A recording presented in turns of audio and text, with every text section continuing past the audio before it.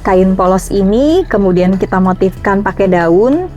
Kalau nggak melalui proses kukus, kita ketok-ketok supaya pakai palu ini. ya si daun pindah nih warnanya, motifnya ke dalam kain ini. Kapan lagi sih saya melakukan langkah kecil untuk bumi gitu ya, untuk Indonesia, kalau misalnya kita tidak memulai langkah gitu untuk concern terhadap hal-hal yang ramah lingkungan. Dari situ kita memantapkan, membangun bisnis untuk memulai Edit House.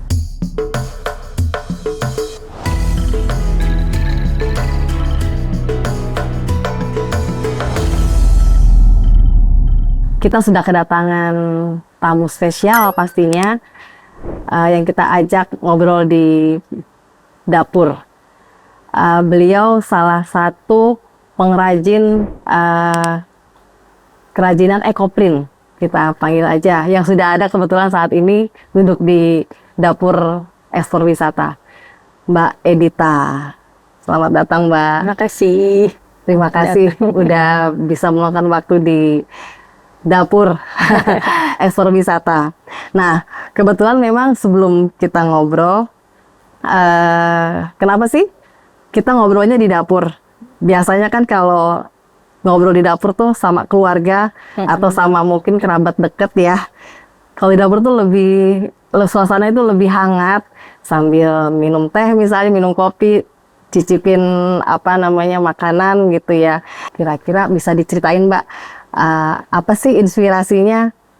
Kira-kira dari mana sih timbulnya visi sampai mau membuat suatu kreasi dari bahan alami?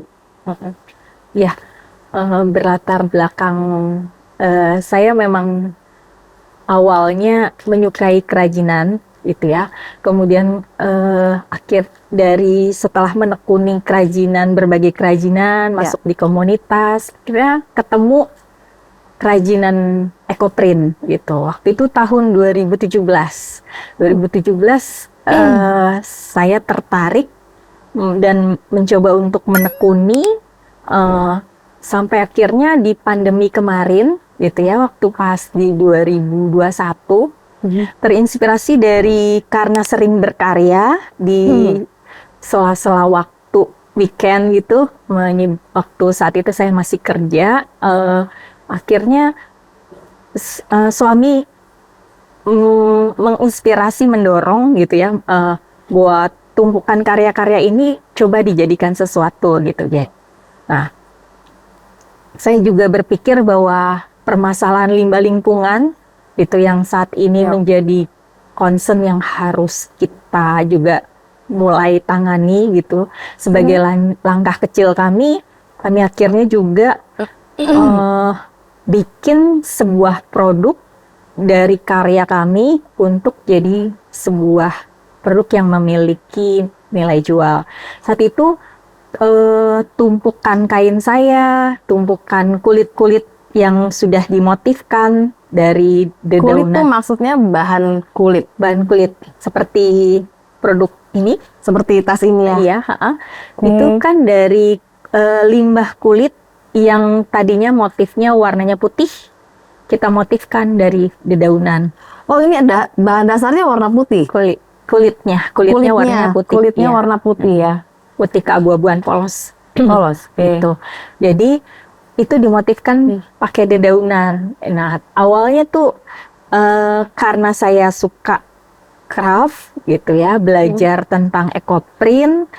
Wah, ini sesuatu kerajinan yang memang bisa dibuat sendiri, dihasilkan, bahkan bahan-bahannya ada di Indonesia semua, dedaunan, pewarna alami gitu. Memang jadinya waktu itu saya memang hanya berangkat dari hobi gitu ya. Jadikan sebuah lembar kulit tersebut belum jadi apa-apa. Akhirnya mencoba untuk mencari tahu para pengrajin kulit yang bisa menghasilkan sepatu, tas gitu. Akhirnya kami kolaborasi, jadikan lembaran-lembaran kulit yang sudah kita motifkan itu menjadi sebuah produk. Gitu. Di 2021 itu awal muasalnya. Berarti semasa COVID ya, Mbak ya? Kami lahir. Kenapa ingin fokus ke sini karena memang ya itu tadi menyukai kerajinan ini sama concern terhadap masalah limbah lingkungan itu. Limbah lingkungan di mana kapan lagi sih saya melakukan langkah kecil untuk bumi gitu ya, untuk Indonesia kalau misalnya kita tidak memulai langkah gitu untuk concern terhadap hal-hal yang ramah lingkungan gitu. Akhirnya ya dari situ kita memantapkan membangun bisnis untuk memulai edit house. Seperti apa? Gitu sih. Mbak bisa diceritain nggak? Tadi kan Mbak Edita sempat sempat cerita bahwa ini kerajinan berawal dari limbah lingkungan. Kalau saya nggak salah ya, inspirasinya ya dari limbah lingkungan. Limbah itu kan berarti kan suatu material yang sudah tidak terpakai. Inspirasinya karena konsentrasi kita tuh fokus ke banyaknya masalah limbah lingkungan, tapi sebenarnya itu bukan dari limbah. Oke. Oh, inspirasi dari limbah lingkungan di sekitar ya. Karena masalah limbah jadi itu keluar saya mendorong penggunaan bahan-bahan alami supaya ngejawab masalah lingkungan itu diminimize gitu. Oke. Tapi jadi sebisa mungkin bukan bahannya, bukan dari limbah ya, tapi sebisa mungkin sebelum jadi limbah dimanfaatkan menjadi sesuatu yang bisa dikreasikan, yang bisa menjadi kreasi gitu ya. Contohnya mungkin ini kan dari daun ya Bu ya. Sebelum daun itu mati misalnya Bu ya, daun itu sudah bisa dijadikan satu bahan ya Bu ya, seperti itu ya kira-kira ya. Dan hasilnya bisa menjadi satu bentuk ekoprint ya, seperti itu ya kira-kira ya. Nah, berarti kan ada suatu ada bahan alami yang diambil dari tumbuhan katakanlah ya Mbak ya, dari tumbuhan yang diambil dan untuk dipakai menjadi bahan dasar. Nah, bahan tumbuhan seperti apa sih yang digunakan buat bahan dasar sampai menjadikan kreasi produk Mbak? Iya, sebenarnya dalam perjalanan saya menekuni kerajinan ini, akhirnya kami menyadari bahwa semua tanaman itu bisa kita gunakan gitu. Bahkan ilalang yang ada di sekitar rumah kita yang sepertinya tidak ada artinya itu sangat bermanfaat gitu, bahkan kami pun juga punya produk ilalang di bawah langit gitu yang memang kita ciptakan dari daun-daun ilalang. Gitu. Nah, kalau asal muasalnya dulu memang hanya daun-daun tertentu aja yang kita gunakan, kayak jati, kemudian namanya ada daun lanang. Itu aja yang hanya bisa dipakai. Yang bisa digunakan. Tetapi dalam perjalanan kita berani mengeksplor gitu ya, kita akhirnya bisa tahu daun ini ternyata bisa punya motif di dalam sebuah kain atau di dalam sebuah kulit gitu. Oke. Oh, berarti yang awalnya hanya daun-daun tertentu, tapi sekarang sudah mulai bisa pakai daun lainnya banyak ya. Daun yang bisa kita gunakan. Ya intinya semua daun yang ada di Indonesia harusnya bisa digunakan. Bisa. Kecuali yang teksturnya tebal ya. Kalau tebal memang agak sulit untuk ditempelkan. Oke. Oh, jadi terutama yang tebal gitu ya, atau yang tipis ya? Justru yang tebal sulit untuk oke. Nah, itu kan berarti ada proses pengambilan gitu ya. Nah, kira-kira bagaimana itu kan pasti daun lama-lama akan habis dipakai. Kalau logika saya ya Mbak ya. Nah, saya kebetulan belum pernah bercocok tanam gitu ya. Di kepala saya adalah daun lama-lama habis nih, karena kan dibuat jadi bahan produksi terus kan. Nah, itu gimana kalau misalnya Mbak Edita kehabisan daun? Mungkin nggak gitu? sebagai seorang produsen yang memang membuat kain kulit gitu dari bahan alaminya daun, memang kita butuh banyak bahan baku daun gitu. Ya. Yang pertama biasanya rata-rata kami para produsen menanam di sekitar rumah. Itu tanaman-tanaman yang kita gunakan tuh biasanya kita tanam, ditanam gitu. kembali. Ya, itu yang pertama. Yang kedua, daun-daun yang kita pilih, kita sarankan memang daun-daun yang memang tua gitu, yang sudah tua ada di pohon gitu, sehingga memang dia tidak lama lagi akan jatuh berganti dengan yang baru. Jadi disarankan jangan gunakan daun-daun yang masih muda gitu, karena manfaatnya pun juga nggak maksimal kita pakai gitu, pewarnaannya juga nggak maksimal dari daun yang masih muda. Terus yang ketiga, Edit House sendiri memang secara kontinu berkelanjutan melakukan edukasi gitu, edukasi untuk produk-produk kerajinan ramah lingkungan, dan selalu dalam setiap kit, dalam setiap packaging alat-alat kerajinan yang kita edukasikan, itu kita sisipkan bibit di mana kita mengedukasi kembali para peserta untuk jangan lupa untuk menanam kembali gitu. Ada kitnya, ini kurang lebih seperti ini. Ini ya. Silakan Mbak. Ya, jadi di dalam kit pelatihan kita ini yang khusus untuk eco-ponding, biasanya memang kita sisipkan palu, kemudian ini medianya, kemudian alat mordannya gitu ya. Tumpah. Palu ini untuk simbol atau apa Mbak? Palu ini untuk menggetok Mbak. Gitu. Jadi ada 2 teknik ecoprint. Selain dikukus juga ada yang menggunakan palu. Jadi itu di atas kainnya ya Mbak ya? Betul. Jadi kan tujuannya, outputnya adalah kita memotifkan kain polos, supaya bermotif bermotif daun bunga gitu. Gimana caranya supaya kain yang polos tersebut menjadi bermotif. Jadi ini kain polosnya. Ya, ini kain polos ini kemudian kita motifkan pakai daun. Nah, kalau nggak melalui proses kukus, kita ketok-ketok supaya pakai palu ini. Ya, si daun pindah nih warnanya, motifnya ke dalam kain ini. Nah, untuk kain dasarnya ini Mbak, semua jenis kain bisa digunakan?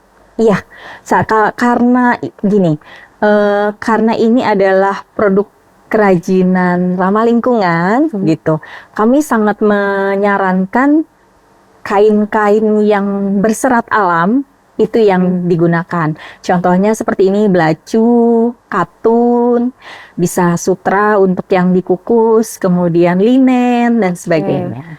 Disarankan yang berserat dari tanaman yang alami ya. Gitu. Nah, ini kebetulan salah satu bentuk edukasi yang kita lakukan, di mana setiap kit kita sisipkan bibit. Ini kebetulan bibit kenikir. Boleh Mbak? Gitu. Ini bibit kenikir? Iya. Ini ada satu quotes yang di dalamnya kami sisipkan. Kenikir bukan hanya sekedar tanaman, tetapi juga sebuah simbol harapan akan masa depan yang lebih baik. Nah, mari kita hijaukan lingkungan, satu bibit, satu langkah bersama Edit House, kita satukan langkah. Selalu kayak gini.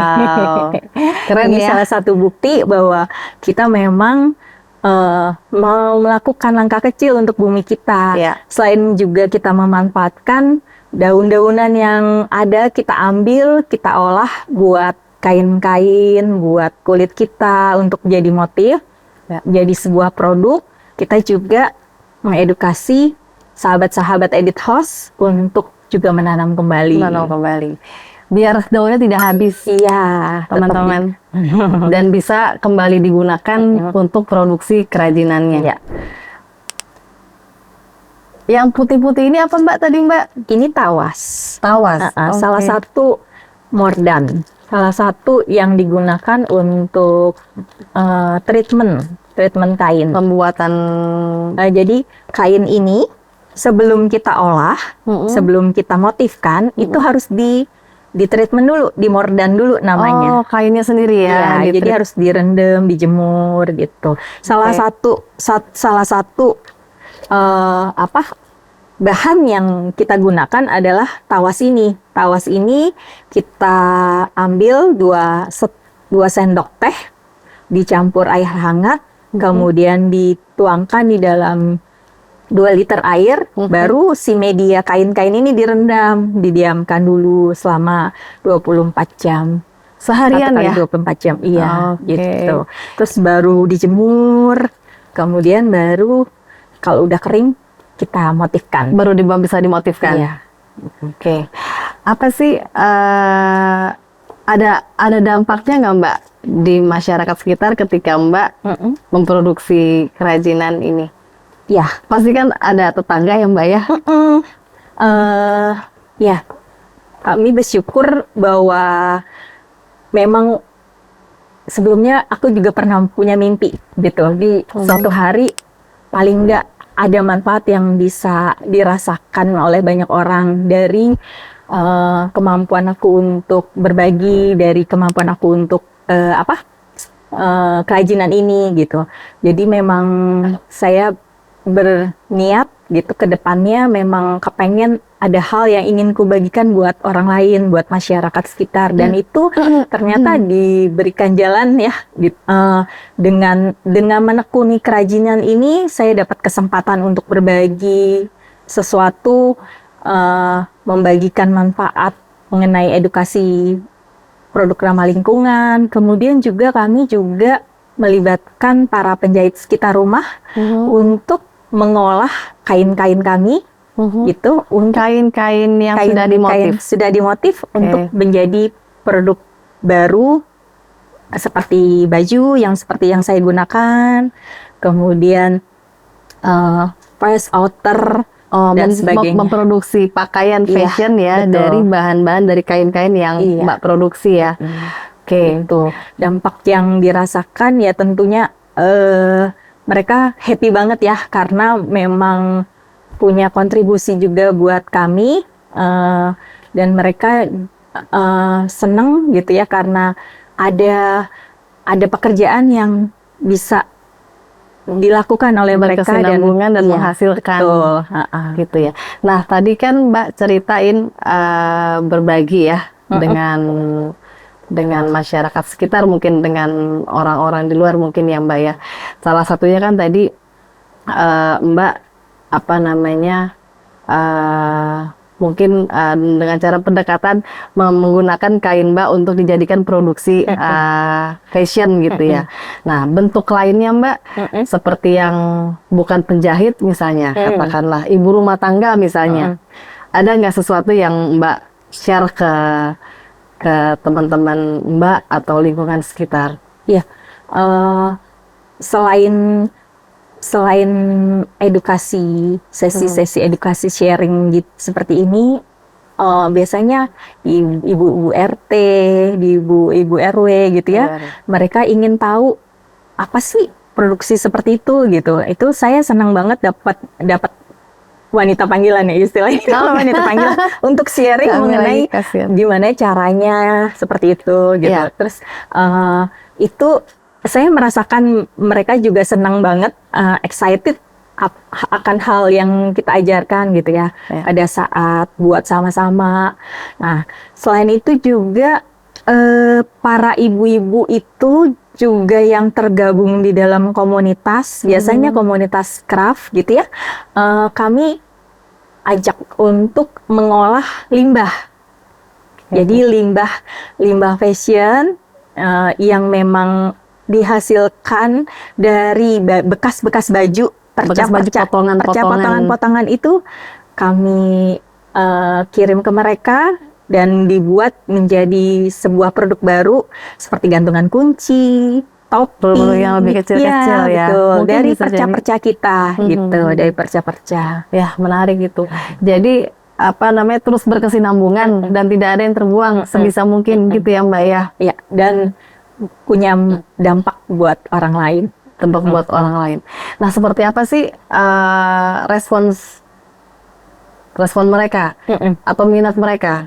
Apakah cuma biasanya kan kalau satu komunitas katakanlah ibu-ibu di ibu-ibu di RT gitu, di RW atau di komplek ya, kadang-kadang suka ikut rame, setelah itu udah gitu, terus beralih ke produksi lainnya misalnya, atau memang ada yang akhirnya melanjutkan ikut berkreasi juga meskipun dalam bentuk lain. Seperti apa tuh Mbak? Ya memang di tengah kesibukan mereka, mereka memang ada yang memang suka akhirnya menekuni sama-sama. Sampai saya tuh tolong dong minta percanya gitu. Biar jadi sesuatu nih gitu, sampai percaya saya berebutan. Oh gitu ya. Memang kalau ini Bu ya, kalau kita udah berkreasi ya apapun bisa jadi ya. Edita mana ini percanya, buruan dikirim gitu. Karena mereka ingin terus menjadikan si percanya jadi sesuatu. Itu. Ya, tapi ada juga yang mencoba sekali, aduh capek ya, ternyata bikin gini, oh ternyata kenapa mahal. Ternyata prosesnya seperti ini ya gitu. Karena effortnya juga lumayan gitu ya. Benar. Iya. Nah, ini kan satu karya yang udah tadi juga kita sebelumnya ngobrol-ngobrol ya Mbak ya. Mbak ikut di acara exhibition atau pameran gitu ya. Dan tadi juga kita cerita sedikit, ada beberapa stasiun TV yang datang wawancara. Artinya kan itu sudah jadi perhatian ya. Ini satu kreasi yang bisa kita kita hargai gitu ya. Nah, ada nggak di pihak-pihak ada pihak di pemerintah mungkin atau di pihak lain yang ngajak Mbak kerjasama misalnya, tawaran-tawaran kolaborasi gitu sih? Pernah ada nggak? Kalau kolaborasi justru prinsip kami nggak bisa jalan sendiri gitu. Dengan kami bergandengan tangan bersama-sama, itu banyak banget hal yang bisa dilakukan. Kolaborasi yang Edit House lakukan itu bukan hanya di komunitas kecil, tetapi kami juga dengan komunitas besar seperti komunitas mangrove Indonesia, komunitas hijab influencer, terus para desainer di sekitar Bekasi itu juga, bahkan para produser Bekasi Eco Print Club itu juga kami gandeng gitu untuk mau produksi bersama, mau bermarketing bareng, mau untuk branding bersama, itu sesuatu yang positif selalu kami tangkap gitu. Dan pemerintah syukurnya saat ini memang sangat mendorong kami para UMKM untuk naik kelas ya. Banyak sekali program pelatihan, inkubasi yang mana kami tuh sebelumnya nggak punya pengalaman sama sekali untuk berbisnis, tapi dengan sarana-sarana itu bekal yang bermanfaat buat kami untuk bisa membangun bisnis ini untuk terus. Oh, artinya tadi kan ada dukungan dari pemerintah ya gitu ya, dalam bentuk pelatihan ya. Nah, pelatihan itu artinya dalam bentuk dukungan saja atau memang ada bentuk dukungan lainnya untuk pelaksanaannya? Misalnya contoh diadakan di mana, terus penyelenggaraan itu kan pasti ada pelaksanaannya, terus ada anggarannya gitu. Dalam bentuk apa kira-kira yang sudah? Oh, biasanya sih kami selalu tertarik sekali dengan kompetisi gitu, kompetisi atau kurasi-kurasi yang ditawarkan oleh banyak pihak, dari pihak BUMN, dari pihak pemerintahan kota ataupun di mana aja ya. Itu kalau ada kompetisi kami selalu mencoba untuk mencari kesempatan untuk mengambil ikut berpartisipasi gitu. Nah, karena semua kompetisi, semua program yang ditawarkan itu kami rasakan banyak sekali manfaatnya gitu. Di mana setiap program itu selalu memuat bekal pengetahuan, pelatihan Pastinya. yang memang berguna bagi kami gitu. Selain itu memang setiap program berbeda outputnya, tetapi sebenarnya intinya adalah membuat kami untuk menjadi naik kelas gitu. Ini seperti itu. Memang rangkaian programnya berbeda-beda, tetapi sebenarnya inti tujuannya adalah membuat kita menjadi naik kelas. Jadi untuk jangka panjang ya, pastinya, Pastinya. Mbak ya, dan bisa lebih menjadi pengembangan lagi untuk kedepannya. Nah tadi saya dengar Mbak sempat cerita ada Bekasi Ecoprint Club. Nah itu kan Bekasi Mbak. Nah untuk daerah-daerah lainnya ada nggak Mbak klubnya Mbak? Kami juga tergabung dalam komunitas Ecoprint, namanya Asosiasi Ecoprint Indonesia IP gitu ya. Nah kalau di skupnya Bekasi gitu, di skupnya Bekasi kami memang berinisiasi untuk menggandeng para produser Ecoprint Bekasi. Tujuannya yang kami rasakan adalah berkolaborasi pada saat, contoh kecilnya pameran. Pada saat ada penawaran pameran yang datang ke Edit House, selalu kami coba lihat bidik dulu apakah Edit House bisa maju sendiri dengan brand atau perlu bergandengan tangan. Dalam arti kan kadang titiknya tuh dalam satu event, dalam satu hari gitu ya, penawaran satu hari ada di beberapa titik kita susah untuk membelah dirinya nih, Mbak. Makanya kenapa kita perlu berkolaborasi, karena bersama teman-teman tuh kita bisa berbagi. Saya bisa bantu untuk bawain alat display. Misalnya, saya bisa antar ke tempat pameran. Saya ada yang bisa bantu jaga dan sebagainya. Itu sangat membantu kami. Itu kurang lebihnya seperti itu bentuk-bentuk kolaborasi dengan para Bekasi Ecoprint. Tapi kalau misalnya untuk di Indonesia banyak sekali komunitas-komunitas yang ada. Termasuk ya tadi asosiasi yang saya katakan itu, kami berada juga di antara komunitas-komunitas itu. Oke. Itu kan di dalam event-event itu tentunya salah satu kegiatan untuk promosi ya, Mbak ya, promosi produk ya. Antara produk satu dengan produk lainnya. Nah, pernah nggak Mbak nemuin kendala pada saat promosi produk?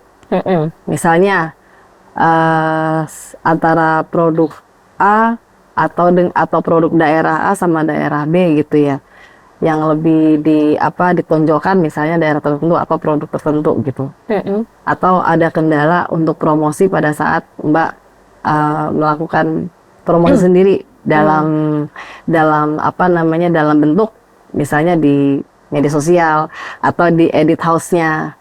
Kira-kira pernah ada kendala? Kendalanya sih lebih ke kalau online kan memang kami lebih ke produk handmade gitu. Ya. Biasanya memang pemesanan ya Mbak ya.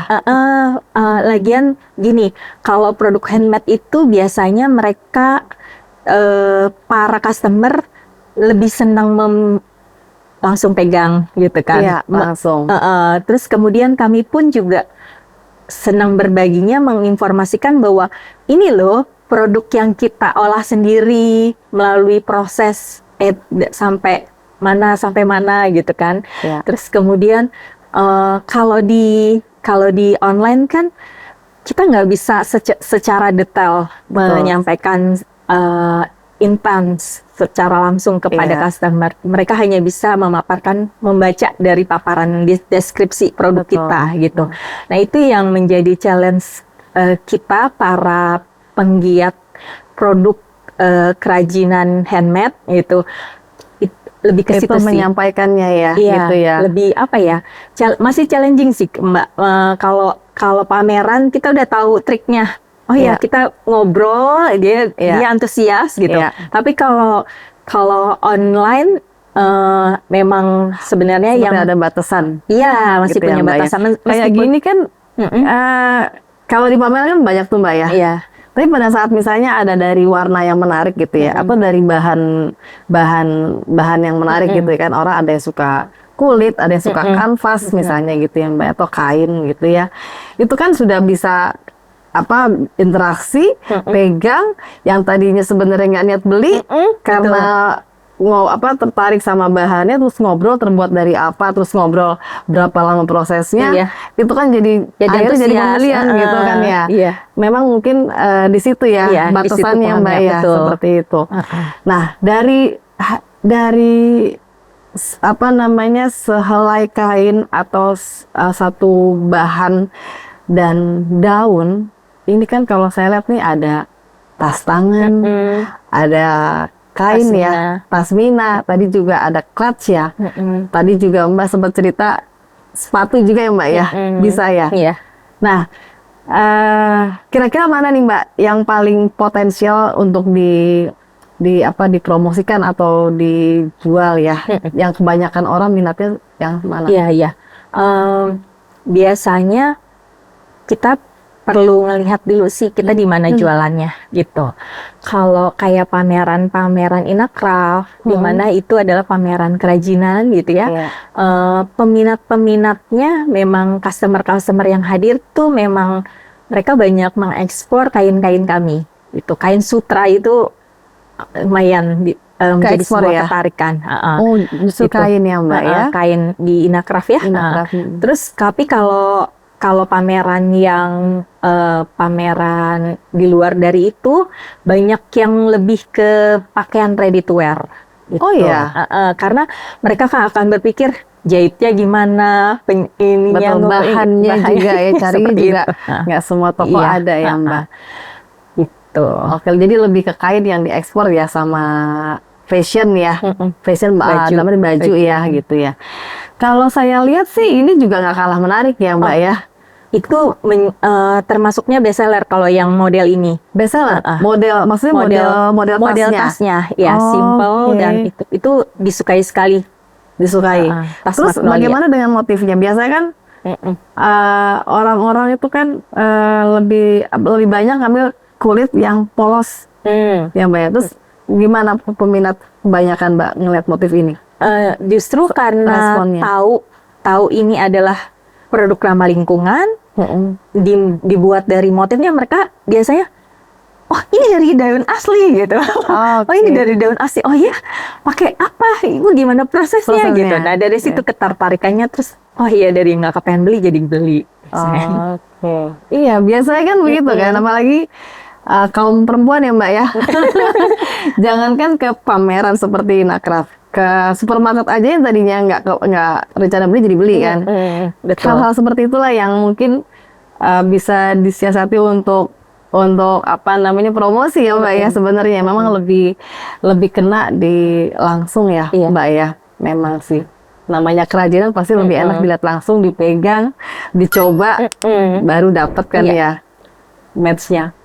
Nah, Mbak Edita, kan mungkin Mbak Edita pernah dengar juga ya dan sudah melihat lah bahwa barang-barang, produk-produk dari luar sudah banyak yang masuk ke Indonesia, baik dari online maupun ada beberapa event juga ya yang pernah kita dengar juga ya, yang saya juga sebenarnya sempat dapat undangan untuk menghadiri pameran tersebut. Nah itu yang notabene keseluruhan barangnya barang impor. Nah barang-barang impor itu pun barang-barang yang sebenarnya harganya tuh dapat terjangkau untuk semua kalangan, tergantung kebutuhannya. Nah pun kalau misalnya dengan harga terjangkau dan harga murah, ketika orang belum membutuhkan saat itu, jadi membeli. Nah kira-kira tanggapan Mbak Edita bagaimana dengan sudah banyaknya produk luar yang masuk ke Indonesia? Ada nggak kira-kira kendala dalam pemasaran atau promosi gitu? Nah, dengan apa namanya respon dari teman-teman katakanlah klub Ekoprint lah ya, atau pengrajin lainnya, kira-kira seperti apa? Hmm, Justru tugas kita itu, Mbak. Jadi Gimana trigger caranya? ya? Iya, itu dorongan terbesar kita. Ya, siapa lagi kalau bukan kita yang memang mempromosikan produk lokal gitu, bahwa ini loh produk ini punya nilai yang cukup perlu dipertimbangkan untuk dibeli. Karena apa? Semua produser, semua artisan itu dari Indonesia. Bahannya juga alami dari Indonesia. Kemudian memang ya kita kan membuat produk tentunya untuk menjawab kebutuhan modern masyarakat Indonesia gitu. Kenapa enggak kita memulai belajar untuk mengajak semua warga Indonesia untuk membeli produk-produk Indonesia yang memang nggak kalah bagus kok dengan Dengan produk produk luar. luar gitu. Iya. Gitu. Kalau bicara mengenai harga, semua memang punya marketnya gitu. Tapi kami adalah produk yang memang buat tantangan melalui proses yang cukup lama, dan itu menurut kami ya memang itu ya sebuah harga yang harus dibayarkan dari semua proses itu. Betul. Jadi nggak khawatir sih sebenarnya harusnya gitu. Tapi kalau bukan kita yang mau memulai untuk hal ini, siapa Menggerakkan. lagi gitu kan, Iya, Mbak? betul, betul, setuju Mbak. Contohnya dari sehelai daun dan sehelai kain bisa menjadi beberapa produk. Ini kan pasmina ya Mbak ya. Iya. Tadi kayaknya ada contoh kain lagi ya yang lebih besar. Ini menariknya nih, satu kain ini bisa mendapatkan Berbagai beberapa warna. warna, Iya. berbagai warna ya Mbak. Ini kain ukuran berapa meter nih Mbak? 2,5 meter. 2,5 meter. Wow. Nah, ini prosesnya berapa lama nih Mbak? Sama sebenarnya, sama proses-proses lain, tetapi yang membedakan adalah kalau biasanya kami membuat sebuah kain dengan satu potongan kain yang sudah diwarna satu warna saja, tapi Ya. kalau ini membutuhkan beberapa kain yang sudah kita celup dengan berbagai pewarna yang berbeda-beda gitu. Ini satu kain ya Mbak ya? Nah, terus menyelupkannya itu atau kasih warna ini kan lurus semua ya Mbak ya? Ada teknik tertentu nggak Mbak biar supaya nggak kecampur gitu warnanya? Mau nggak mau kecampur tuh. Oh ada ya, pasti ada ya. Kecampur. Jadi Tapi nggak terlalu. kita butuh lembaran untuk menutup si kain yang polos tersebut. Oke. Supaya jadi berwarna kan Mbak, Iya, gitu ya. iya. Nah, kalau warna merah berarti saya harus celupkan di pewarna yang sudah kita rebus secang, dicampur mirobalan tuh tanin, salah satu tanin, kemudian juga ada simprokos gitu ya. Itu udah direndam, dijemur, dan itu kita manfaatkan untuk menjadikan warna merah ini sebagai pembungkus. Begitu juga ini. Ini adalah indigo. Indigo itu salah satu daun yang menghasilkan warna biru. Indigo. Iya, indigo vera. Itu banyak di Temanggung ya. Itu banyak. Oh, di Bekasi, Jakarta? Nggak ada. Nggak ada. Nah, di Temanggung itu banyak para produser indigo yang memang dihasilkan untuk mereka buat dari bubuk, jadi pasta gitu ya, dari daun-daun itu. Oke, hanya di sana ya.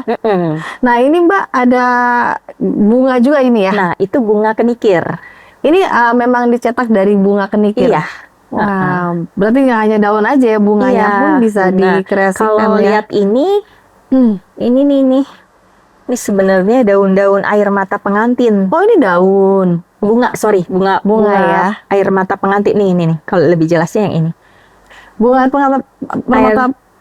yang sering ada di pagar-pagar yang warna pink. Oh, yang kayak gantung-gantung. Iya, gantung-gantung. Oh. Ini nih. Iya, Daun. suka ada di bangunan-bangunan gedung-gedung Betul, perkantoran ya. di pagar-pagar. Tuh. Wow. Oke, terus ini kuning.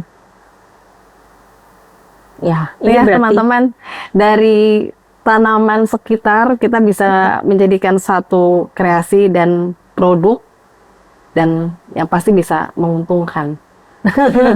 Gitu ya Mbak, Cuan, kira-kira ya bisa Mbak, cuan. bisa jadi cuan. Wah, keren Mbak. terima Nah, kasih. oh iya. Kalau Mbak nih untuk promosi atau penjualan, biasanya lebih ke negosiasi atau memang sudah dipatokin harganya untuk seluruhan produk? Biasanya kita memang ada Kalau Mbak nanti biar ada teman-teman ini, aja. ada apa? Ya, ada Sorry. Thank you. bottom line-nya gitu dari biasa orang Indonesia memang kalau mau membeli produk pasti nawar. Masih nawar. Nggak afdol katanya kalau nggak nawar ya Mbak. Ya tentunya sudah dipertimbangkan HPP dan sebagainya. Nah itu kalau kami tempelkan di hang tag-nya, gitu, ya ada sih button line-nya ya untuk bisa dinegosiasi untuk tawar menawarnya. Tapi kalau di bawahnya gitu kami tetap di harga bertahan. segitu, tetap bertahan. Gitu. Karena prosesnya pun Prosesnya butuh dihargai effort, juga ya. Intinya seperti itu. Ya. Pernah nggak sih Mbak ada momen atau event yang ngedatengin satu tokoh atau pejabat atau public figure, mereka nggak sengaja mampir ke pameran Mbak, terus akhirnya mereka membeli? Ini sih waktu pas lagi pameran kerajinan di Jawa Barat itu. Di Jawa Barat. Ibu-ibu wali kota yang ada di wilayah Jawa Barat kan biasanya hadir tuh. Nah itu mereka membeli itu kalau seingat saya waktu itu wali kota Bogor, ibu istri dari Bu Arisana ya, siapa lupa saya. Iya. Nah terus kalau wali kota Bekasi sih memang sering gunakan. Langganan. Wah. Tadi kita juga ngobrol dengar ada ya Bu ya salah satu dinas pariwisata dari mana tuh? Bojonegoro ya. Bojonegoro ya yang tertarik dengan produk Ibu ya. Sehingga beliau membeli dan mungkin mau coba juga ya. Waktu itu ketertarikannya Ibu itu karena ini. Saya ngajar eco-ponding, terus kemudian seneng banget ngeliat cara kami mengedukasi, terus datang ke booth pameran kami dan antusias dengan karya-karya kami. Oke. Menurut Mbak Edita nih, kan sekarang kan musim sudah tidak menentu ya Mbak ya. Terus tumbuh-tumbuhan juga ya kan, lingkungan sudah kemarin kan musim kemakai seperti kemarau panjang tuh banyak tanaman yang mati. Nah itu mengenai ini kan pasti kan ada ada efek lah ya dengan bahan produksi Mbak ini. Ini gimana Mbak tanggapannya Mbak? Yang jadi masalah tuh ini hujan biasanya. Oh hujan justru ya? Hujan. Kalau tanaman sih kita bisa memilih. Kadang kalau tanaman yang nggak terlalu banyak tumbuh pada saat nggak ada matahari gitu ya, kayak bunga kenikir gitu. Kalau udah musim hujan udah jarang tumbuh gitu. Tapi kalau ya itu bisa kita pilih alternatifnya gitu. Tapi kalau hujan gitu ya, hujan yang lama yang terus menerus, yang jadi PR itu ngeringin kain-kain kali. Oh justru lebih ke itu proses pembuatannya itu ya Mbak ya. Akan menjadi durasinya makin lama. Ya. Tapi kalau untuk kayak musim panas yang musim kemarau yang panjang, tanaman mati itu masih bisa menjadi alternatif. Kecuali kalau kadang ada request gini, saya mau yang seperti ini gitu. Ya tinggal kita aja yang menjelaskan saat ini kita lagi minim bunga ini gitu. Bisa nggak kita jadi pengganti, cari alternatif lain? Oh iya, sekarang kan sudah fleksibel tadi ya Mbak ya. Iya itu karena berkat kita mengeksplor, kita bisa manfaatin daun-daun dan bunga lainnya. Oke. Nah, ini kan satu kreasi nanti maksudnya untuk salah satu kreasi yang bisa kita lestarikan sampai nanti ya Mbak ya. Mungkin nanti Mbak punya anak cucu gitu ya, supaya ini tidak berhenti di sini. Nah, kira-kira harapannya tuh kepada masyarakat luas ya, atau mungkin sekitar juga, salah satunya kan lingkungan juga yang diperhatiin gitu ya. Nah, kira-kira apa nih harapan Mbak Edita ke depannya? Iya, sebagai pebisnis gitu yang memang kita mencari cuan gitu ya. Pastinya ya, Mbak. Nggak semata kita tuh cuman mikir profit aja, tetapi kenapa nggak kita juga berpikir bahwa kita berada di planet, so kita juga harus pikirkan bagaimana planet ini tetap berkelanjut gitu kan, tetap hijau gitu. Jadi Edit House selalu berpikir bahwa gimana caranya mengupayakan menjaga bumi kita dengan menggunakan bahan-bahan alami, pewarna alami, bahkan juga memanfaatkan perca untuk menjadi sebuah bahan baku. Memanfaatkan perca menjadi sebuah karya baru lagi yang memiliki nilai jual gitu.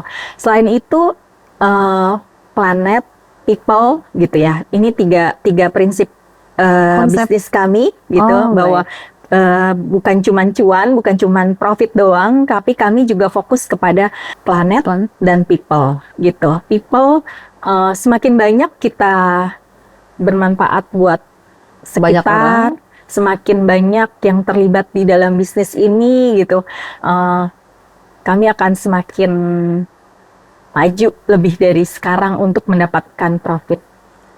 Ya, artinya tidak ada di sini, tidak akan menciptakan suatu persaingan ya Mbak. Iya. Justru makin banyak, semakin kita bergandengan tangan, itu semakin kita bisa menghasilkan banyak hal yang positif. Pastinya seperti itu ya Mbak ya. Oke, tidak terasa kita udah hampir 1 jam ngobrol. Nggak terasa kan Mbak ya. Nanti kita coba ngobrol lagi ya di program-program selanjutnya ya Mbak ya. Karena ini pasti ada cerita-cerita baru lagi nih dari Mbak Edita. Nah, dari kita kali ini kita tutup dulu ngobrol dengan Mbak Edita Rianti Anastasia. Beliau adalah salah satu founder ya dan CEO di Edit House. Teman-teman bisa kunjungi webnya kalau mau lihat inti-inti produknya. Kalau misalnya ada yang minat, bisa dihubungin ke Mbak Edit. Terima kasih. Sama-sama. Oke, kali ini kita tutup dulu ngobrol-ngobrol kita. Nantikan untuk pembahasan menarik berikutnya lagi ya. Bye.